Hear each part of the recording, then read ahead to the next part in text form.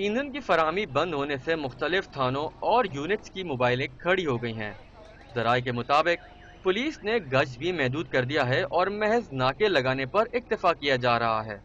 Sindh police کے پاس 2500 سے زائد گاڑیاں ہیں اور ہر گاڑی کو روزانہ 9 لیٹر پیٹرول اور ڈیزل ملتا ہے۔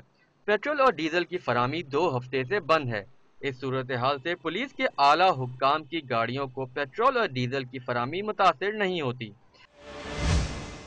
ایڈیشنل آئی جی اختر گورچانی کے مطابق لیاری میں گینگ وار کے ملزمان کے خلاف آپریشن کے دوران پولیس کا فنڈ استعمال ہوا، جس کی وجہ سے پولیس پیٹرول اور ڈیزل کی مد میں پی ایس او کو ادائیگی نہیں کر سکی۔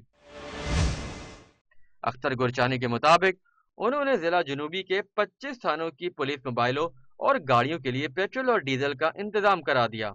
پولیس کے اعلیٰ حکام کا کہنا ہے کہ وزارت خزانہ کی جانب سے پیٹرول اور ڈیزل کی مد میں دی جانے والی رقم جاری نہیں کی جا رہی۔